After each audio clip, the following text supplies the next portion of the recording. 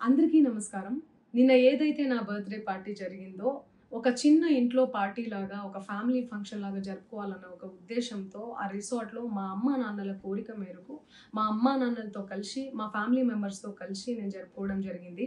అక్కడ మా అమ్మానాన్నలు, మా అమ్మానాన్న ఫ్రెండ్స్, మా ఫ్యామిలీ ఫ్రెండ్స్, మా టీమ్ మెంబర్స్ మాత్రమే ఉండడం జరిగింది. అండ్ అట్లనే లిక్కర్ ఉండడం జరిగింది. సౌండ్ సిస్టమ్ ఉండడం జరిగింది. సో, సౌండ్ సిస్టమ్‌కి, లిక్కర్‌కి పర్మిషన్ తీసుకోవాలని చెప్పి నాకస్సలు అవగాహన లేదు. ఐడియా గూడా లేదు. అది అనుకోకుండా సడెన్‌గా ప్లాన్ చేసుకొని వెళ్ళిపోవడం జరిగిందక్కడ.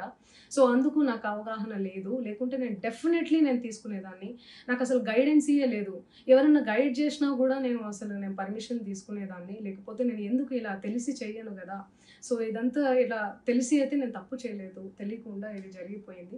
అండ్ అక్కడ లోకల్ లిక్కర్ తప్ప అసలు వేరే ఏ ఇతర పదార్థాలు, మత్తు పదార్థాలు గాని వాడడం అసలు జరగలేదు. అక్కడ దొరకలేదు గూడా పోలీసులు సెర్చ్ చేషినా గూడా. అండ్ అక్కడ ఎవరికైతే పాజిటివ్ వచ్చింది అని చెప్పి పోలీసులు చెప్తున్నారో, ఆయన ఎక్కడో ఒక చోట తీసుకున్నాడు, ఎప్పుడో తీసుకున్నాడు అని జెప్పి తేలిందని జెప్పి పోలీసులే చెప్పారు. అండ్ అది ఇన్వెస్టిగేషన్ గూడా జరుగుతుంది. మేము గూడా పోలీసులకు కోఆపరేట్ చేస్తున్నాము.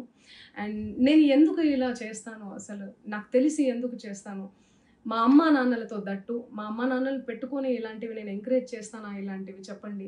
అండ్ ఒక రోల్ మోడల్‌గా, ఒక ఒక ఇన్‌స్పిరేషనల్‌గా ఉండాలని అనుకుంటాను గానీ నేను ఇలా ఎందుకు నేను చేస్తాను. సో, ప్లీజ్ దయచేసి మీడియా మిత్రులకు నా విన్నపం ఏంటంటే, ఆధారాలు లేని అభియోగాలు నా మీద అస్సలు మోపొద్దు. ప్లీజ్.